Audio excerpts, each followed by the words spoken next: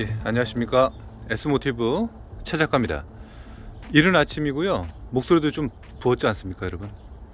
자, 제가 여기 볼보 23.5년식 S90 B5 모델, 이 친구 이른 아침에 성에가 끼거나 뭐 그러진 않았는데 여기 차고에다가 대서 그런 것 같아요. 아주 허름한 차고에다가 제가 차를 대는 상태인데, 자, 초기 시동 시 어떤 반응과, 여긴 좀 이렇게 뿌옇게 됐네요.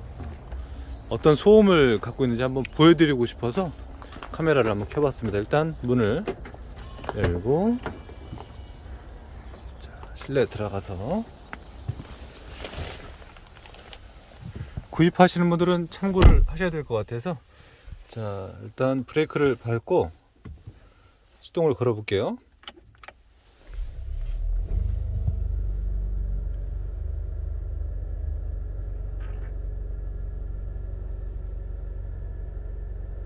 실내에서 RPM 다소 높습니다. 오늘도 안전운전하십시오. 자, 외부에서 한번 들려드릴게요. 편집 없이 갑니다. 진정되네요.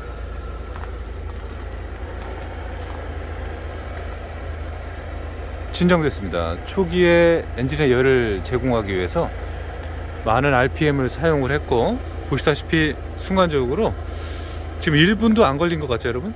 더 떨어졌습니다. 마일드 하이브리드입니다. 얘는 마일드 하이브리드. 48V의 전력이 12V에서 부족한 모든 기기들을 작동을 시켜줍니다. 자, 소음은 이 정도입니다. 더 심한 영하의 날씨에서도 제가 보여드릴 것이고요. 많은 분들이 이제 아침에 예열을 하거나 워밍업을 할 때 그런 면모에서 사실 확인을 못하고 차를 구입을 하시는 경우가 있기 때문에 제가 이렇게 한번 제공을 해드렸습니다. 자, 지금 꽤 많이 지금 타고 있는데 정말 느낌 좋고 냉정하게 말씀드리면은 이쪽에 벤츠 CLS가 있는데 가성비 더 훨씬 좋습니다.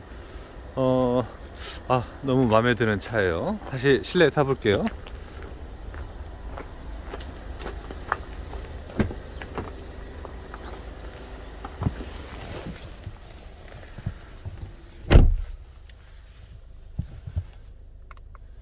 초반에 벨트를 하지 않으면은 저렇게 계속 경고가 뜨고 그럽니다.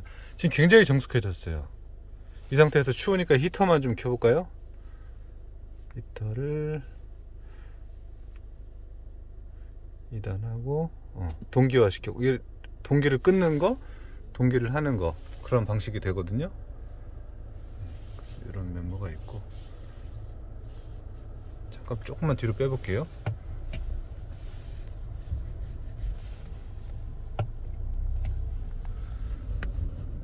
백밀러의 시인성, 그러니까 차량을 구입을 하셔서 특별히 많이 할 건 없으실 것 같아요. 무슨 얘기냐면은 관광 미러를 좀 부족하셔갖고 특정 브랜드의 미러들이 있잖아요. 관광 미러 같은 것들을 좀 하시는 경우가 있는 것 같은데, 얘는 필요 없을 것 같습니다. 워낙에 시인성 좋아서 잘 보이고, HUD에 대한 시인성도 많이 좋고, 그러니까 가성비가 뛰어나니까 구매를 좀 많이들 생각을 하시는 것 같고, 그런 면모에서 보면은 굉장히 만족도를 좀 높일 수 있는 차량이라고 좀 보여집니다. 자, 조금만 더 이동해 볼까요? 다시. 이게 상당히 이뻐요. 이거 업데이트 해야겠다. 이렇게 자동으로 업데이트 되고, 제가 이제 어저께 스타리아를 보냈습니다. 2만 킬로 조금 넘게 타고 보냈는데, 그 국산 차보다 어떻게 보면 인터페이스가 훨씬 더 편안하고 괜찮습니다. 단지 아쉬운 거는 이런 범위가 이렇게 조금 좀 헷갈리긴 하는데, 학습만 하면은 국산보다도 더 쉽고 재밌는 어떤 그런 범위도 있습니다. 파킹. 자, 그리고 계기판 조절에 대한 이런 범위도 좀 공부를 해야 될 필요가 있을 것 같아요. 이거는 이제 안전 반자율 주행에 대한 범위고, 여기는 이제 인포 시스템의 정보를 서로 오고 가는 수동적인 버튼에 대한 그런 범위가 되겠습니다. 그리고 키로수에 대한 범위 여러 가지 이런 것도 있지만, 이런 것들이 이제 제가 주행하면서 좀 제공을 해드리도록 하겠습니다. 어쨌든 어우 소음 지금 이거 팬 소리예요. 팬 히터 소리. 다시 꺼볼게요. 이질감 없고 굉장히 즐거운 주행감을 좀 보여줍니다.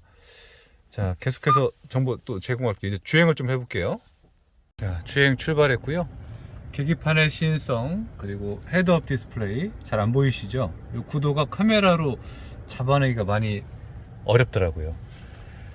전체적인 착좌감 굉장히 좋고요. 시트 포지션을 비롯해 갖고 모든 인포테인먼트가 굉장히 운전자의 편의성에 준하게 제공을 합니다. 지금 개인적으로 핸드로피가 좀 마음에 안 드는데 요거는 요 모델은 또 수동이에요. 그래서 이렇게 좀 조절하면 되는 거라 오케이 됐다. 네, 그런 면모는 또 참고하시면 좋을 것 같고요. 오토홀드 비롯해 갖고 정기적인 개입, 그러니까 마일드 하이브리드의 어떤 방식이 마음에 들기도 합니다. 자, 이제 주행을 더 해보면서 다양한 소감 전달을 해드리도록 하겠습니다. 저한테 시트 포지션 다 맞춰놨고요.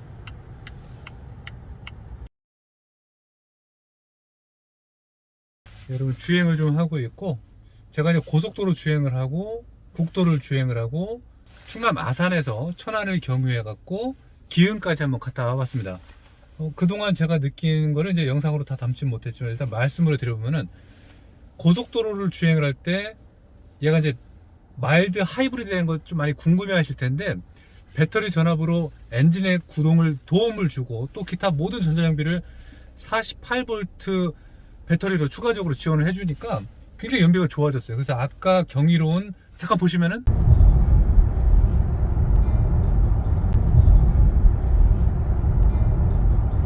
그렇습니다. 이렇게 1010km, 막 1020km까지도 주행에 대한 어떤 누적 마일리지를 보여주고, 마일리지라기보다는 가능한 거리를 좀 보여주고, 지금은 연료로 갈 수 있는 거를 660km를 좀 보여주기도 합니다. 그래서 연비적인 면을 걱정을 하셔서 이렇게 무연 휘발유도 아니고 고급 휘발유를 좀 권장하는 이런 차량 S90을 선택을 하시는데 좀 꺼리낌이 있다 생각하시면은 고정관념 버리시길 바라겠습니다.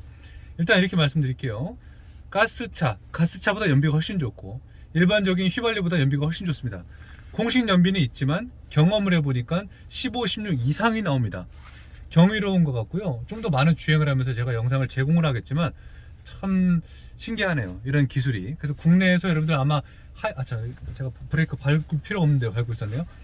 아마 그 국내 하이브리드에 익숙하신 분들은 전기 모터에 대한 어떤 소음과 소리를 이해를 하실 텐데, 그 개념과 방식은 완전 버리시는 게 좋을 것 같아요. 그래서 그거보다 완전히 혁명적이다 이렇게 말씀은 못 드리겠지만, 비슷한 성능이지만 조금 더 특이해서 인상 깊고 믿음직하다, 이 하이브리드도, 그렇게 말씀을 좀 드려볼게요. 스타트하면 다시 시동이 순식간에 걸리면서 이질감 없고 엔진에 대한 진동 거의 없고 이중 접합 글라스라 외부 소음과 내부 소음의 완전한 차음, 거의 뭐 사실 완벽한 건 없지만 그 정도의 어떤 면을 좀 보여줬습니다. 그리고 서라운드에 대한 거를 이제 영상으로 다 제공할 수 있어서 너무너무 아쉽지만, 이 아리아에 대한 연동시켜서 잘 모르겠어요. 꺼줘. 뭐 그런 것들의 기능이 너무너무 편하다 보니까 내리기가 싫은 그런 면모를 좀 많이 보여줬습니다. 뒷좌석의 승차감도 상당히 좋았고, 조수석에 탔던 김 PD님은 좀 어떠셨나요? 좋아요. 좋아요? 인상 깊은 점 하나만 말씀해 주시면 어떤 게 있을까요? 승차감이 너무 편해요. 이게 에어 서스펜션도 아니고 뒤에가 이제 인테그럴 링크인가 뭐 여러 가지 명칭이 있더라고요. 근데 앞에가 멀티링크도 아닌데 굉장히 뭐 멀티링크 느낌이 나고 막 그런 게 있었습니다. 정확한 스펙은 뭐 따로 들어가겠지만 제가 명칭에 대해 틀린 거 있으면은 좀 공부하면서 열심히 하겠습니다. 어쨌든 인상 깊은 주행감을 좀 보여줬습니다. 장거리에 대한 간단한 소감이었고요. 자, 보시다시피 핸들 그립감 많이 좋고요. 그리고 인터페이스 자체가 운전할 때 쾌적함을 제공해 주는 건 맞는 것 같습니다. 아쉬운 점을 좀 찾는다, 뭐 그런 범위가 어렵기도 합니다. 그래서 그런 면모를 좀 찾으려고 노력을 하다 보니까 좀 많이 어려운데, 그 이유 중에 하나가 가격 대비 가성비가 일단 억대에 들어갈 만한 옵션들이 많이 들어가서 좀 많이 생각을 안 하게 되는 것 같습니다. 전체적으로 시인성도 좋고 지금 시각적으로 보셔도 사각지대가 전혀 발생되지 않습니다. 저 버스 왜 그러죠? 내연기관들이 이제 시간이 지나거나 관리가 소홀하거나 뭔가 문제가 터지면 저렇게 되는 거죠. 자, 그리고 지금 현재 운행을 하고 있을 때 연료로 가능한 범위를 620km 계기판에 보여주고요. 이것이 주행 중에 마일드 하이브리드 배터리가 충전이 되면은 어느 순간에 이제 갑자기 주행 가능한 거리가 계속 올라가게 됩니다. 좀 괜찮은 것 같고, 이렇게 정차했을 때 제가 발을 오토홀드죠. 놓으면은 오토홀드가 되면서 브레이크, 파킹이라기보다는 이제 사이드가 체결되는 거고요. 여기 별도로 사이드가 있지만 자동으로 체결되고, 그리고 스탑 앤 고가 작동이 되면서 시동이 꺼지게 됩니다. 근데 이게 다시 걸릴 때 이질감이 없어요. 예를 들어서 지금 조금 앞으로 가볼게요. 다시 쓰고, 아마도 이질감 없다고 느껴지지 않나 생각이 됩니다. 백밀러의 시인성 아주 좋고요. 이 백밀러의 부족함은 제가 지금까지 계속 운전해 보니까 전혀 찾은 건 없습니다.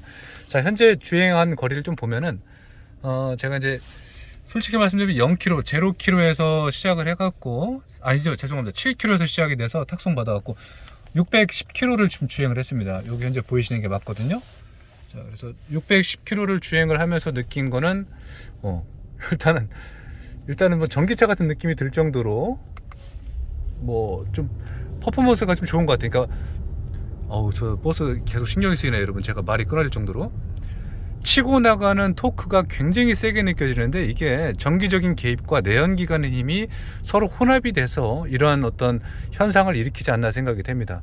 차음 글라스의 이 소음에 대한 정도 한번 들어보시면은,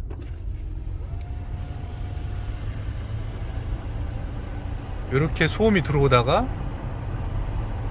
유리를 올려버리면 굉장히 조용해져요. 이게 많이 인상 깊기도 하고 좋습니다. 자, 제가 이제 국산차 스타리아를 운행을 하다가 볼보 S90을 운행을 하니까 좀 한 가지 아쉬운 점이 있네요. 도로에 들어갔을 때 국도는 아니고 이제 고속도로에서 속도에 대한 계기판 상의 표시랑 내비에 연동을 시켰을 때 내비 기반으로 얘가 감속을 시켜주는 기능이 있는데, 솔직히 뭐 너무 많은 걸 바라기는 안 되겠지만 그런 건 참 국산이 잘한다라는 걸 느껴집니다. 예를 들어서 뭐 고속도로라고 해도 80km가 있고 100km가 있는데, 거기에 맞게끔 속도를 줄여서 다시 늘려주는 게 아니라 그냥 내가 설정한 그 크루즈에 대한 맞는 설정을 보여주는 면이 조금은 아쉬움으로 남습니다. 티맵 기반으로 지금은 제가 음악을 이승기 씨 거 듣고 있었지만 그런 기반이 연동이 됐다고 해도 아직까지 국내에서 연동시킨 그 장치는 상당히 그 전문 명칭이 있는데, 그죠? 제가 지금 멍청해서 생각이 안 나네요. 죄송합니다. 그래서 그런 거는 좀 국산이 더 좋다, 이렇게 말씀을 드리겠습니다.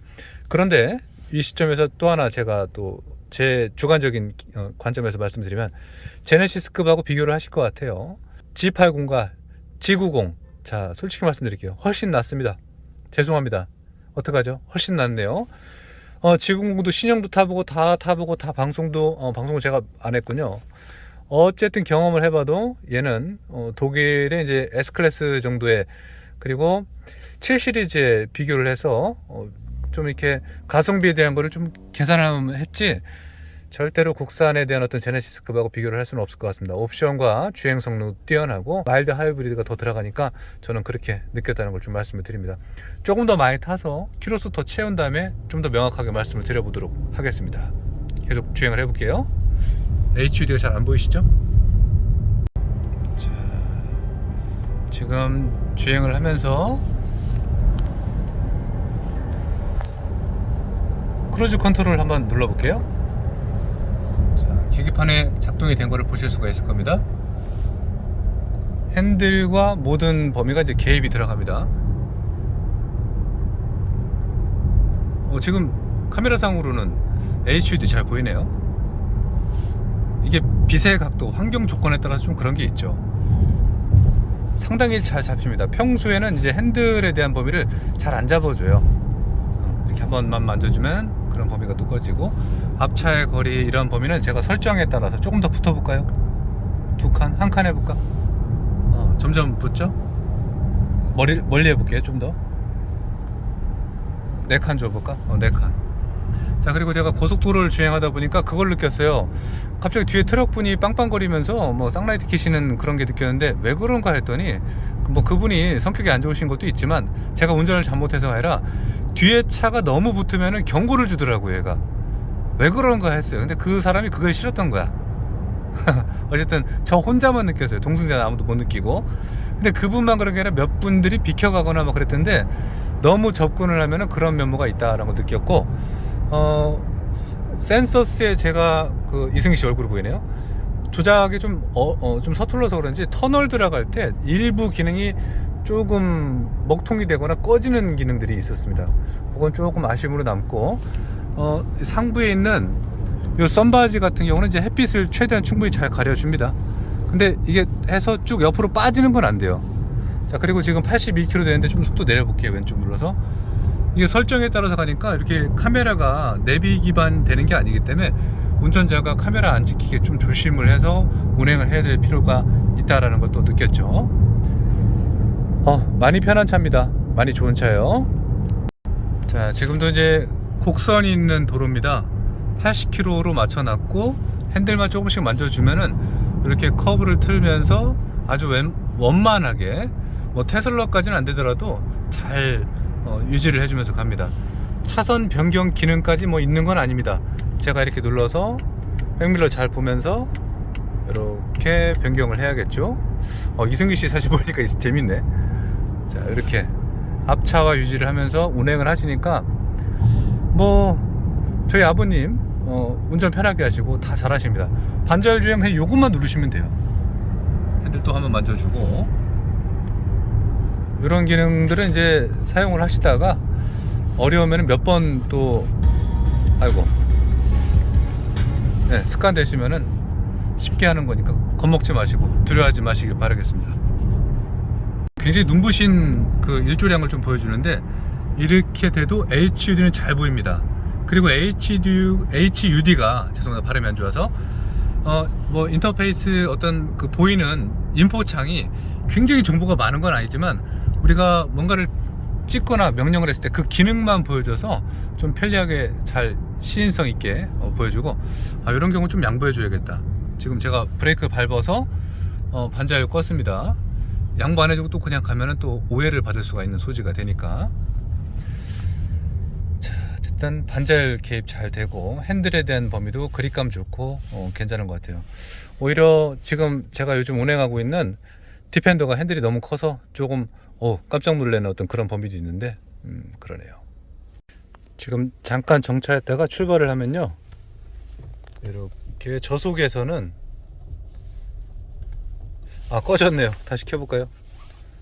이 어라운드 뷰가 시인성이 많이 좋아요. 물론 제가 누름에 따라서 그 특정 범위를 확인하면서 주행을 이렇게 하실 수도 있습니다. 뭐 이런 거는 요즘 국산차도 많이 좋아져서 특이사항이라고 볼 수는 없지만, 어쨌든 과거에서부터 현재까지 비롯된 기술로 봤을 때 좀 완성도 높은 그런 카메라 기술이지 않을까 생각이 돼서 이렇게 한번 담아 봅니다. 조금 어두운 차고로 들어왔을 때 일단 파킹 놓고, 여기 너무 이쁘지 않습니까? 이게 귀신 나올 것 같아요. 우스갯소리고 안 웃겼다면 죄송합니다. 너무 이쁜 것 같아요. 크리스탈, 이게 요즘 뭐 대세기도 하죠. BMW에서는 이런 스타일로 많이 표현도 하시고 하니까